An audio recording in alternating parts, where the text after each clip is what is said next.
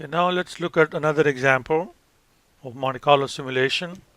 So here we have a Three Hills Power Company that provides power to a large city through a series of 200 electric generators. So the company is concerned about generator failure because the breakdown costs $75 per generator per hour.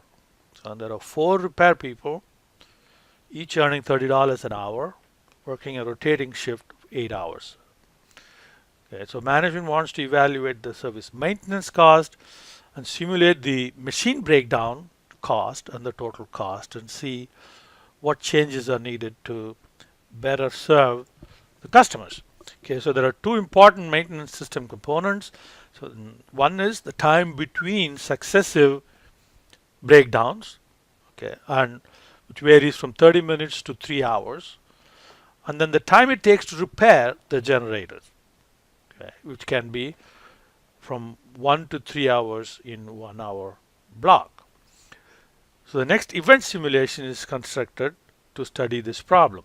All right, so these are the probabilities for time between failures. Okay, so we'll use this discrete probability distribution. We'll also look at exponential distribution. Usually time for next breakdown, okay, usually that kind of um, variable would follow exponential distribution. So,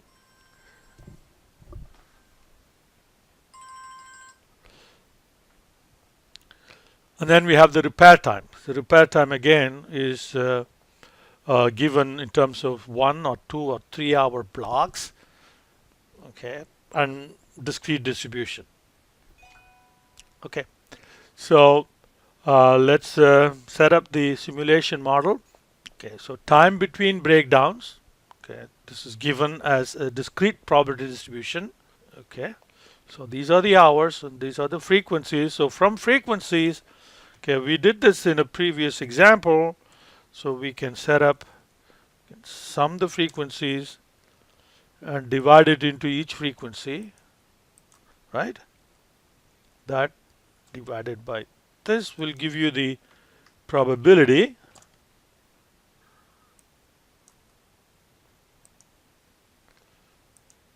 That would be individual probability, and then we have to sum to get the cumulative probability, sum of that with that itself, except that we have to make sure that the first D8 is absolute referenced. So now if you copy that, then you get your cumulative probabilities. Now we can set up the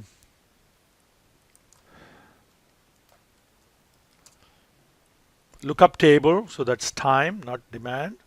So time for the next breakdown is can be 0.5 hours all the way up to 3 hours, and the lower limit for lookup or 0 for the first one, and the cumulative probability from the previous row.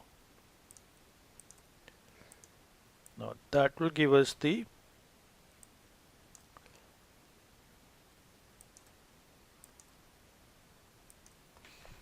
lookup table.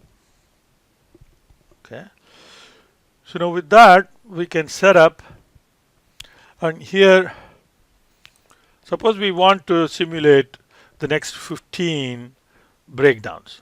Okay, so we set up 15 breakdowns and then we will replicate that. Okay, so we have 15 breakdowns, and time to next breakdown is, now we have already set this up, so we can do a VLOOKUP, okay, rand, and that's the lookup table. Press F4 comma 2. Okay, so now that would replicate how long will it take for the next breakdown. So first breakdown, okay, a start time of 0, for example, relative time. Okay, so this how long will take for the first breakdown to occur, and then how long for after the first breakdown, how long will it take for the second breakdown to take place? Okay, so all like that.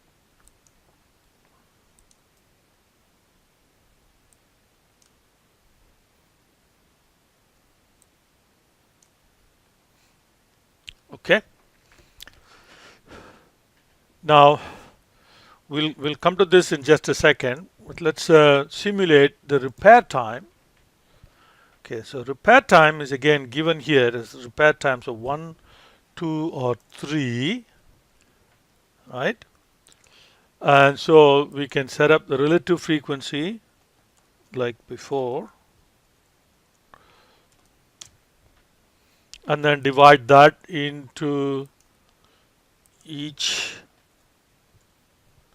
number, and that will give us the probability.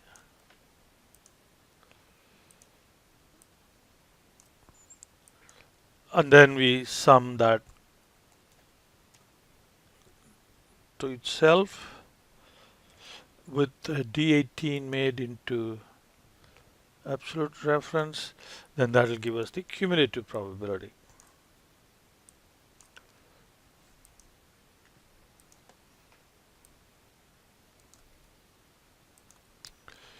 All right. Then we can copy that down there. Copy that. That'll work. Right. So now we have the lookup table for repair time.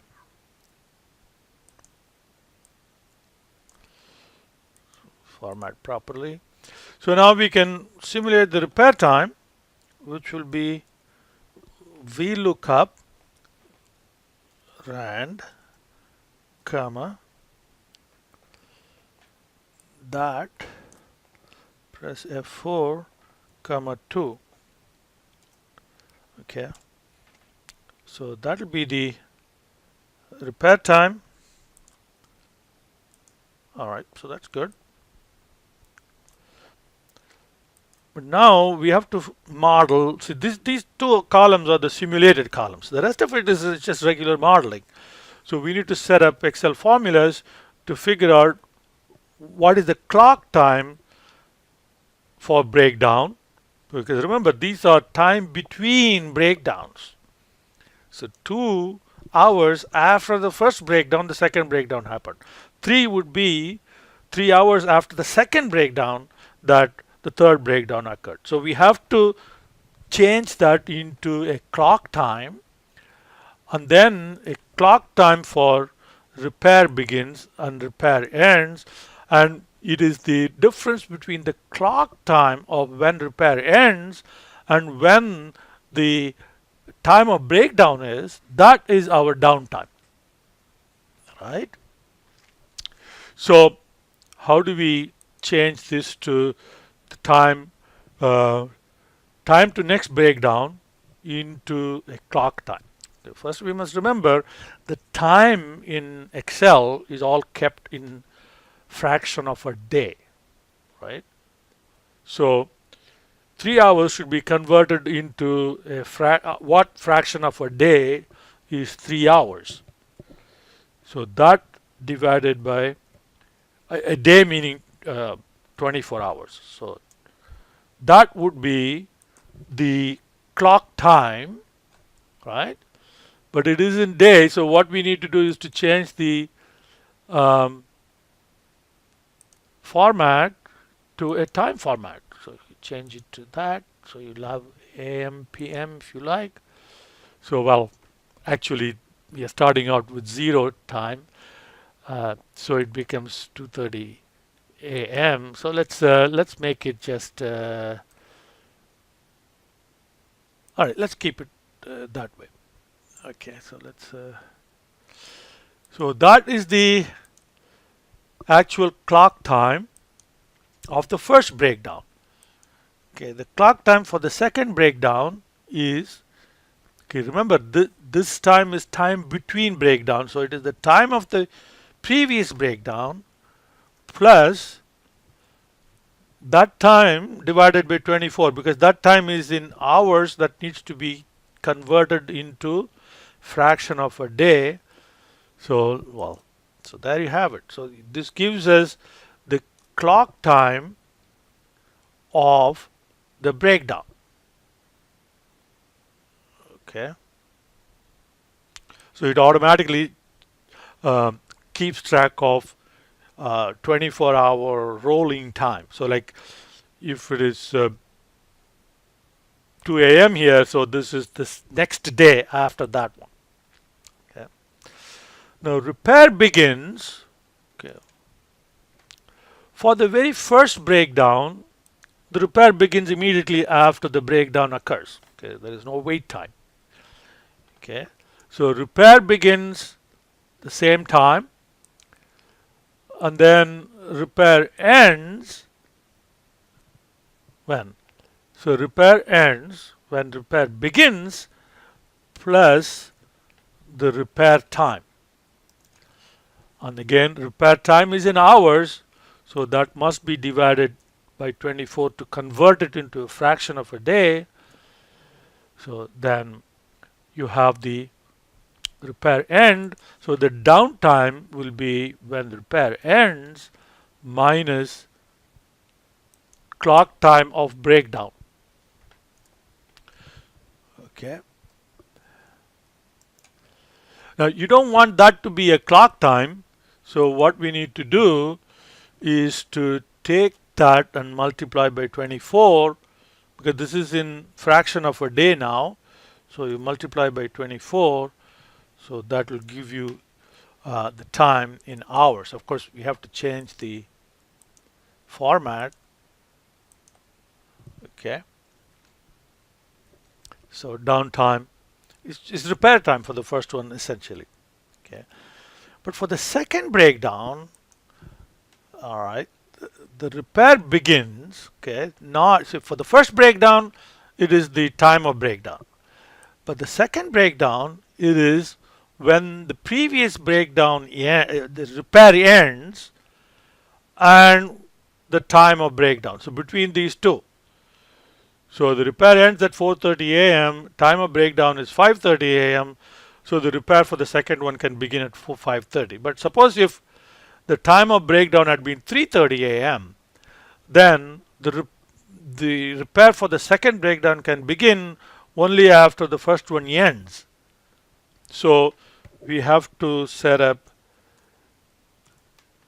max function of when the breakdown occurs, the clock time, and when the repair of the previous breakdown finishes, again clock time.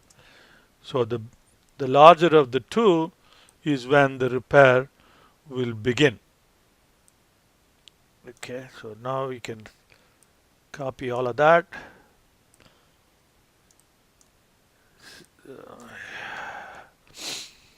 So time to next breakdown, repair time. These are the two columns that needed simulation. That's where Monte Carlo simulation occurs. All the others are simply modeling. Okay, so now we have everything that we need. All right. So next is to set up the cost of the operation.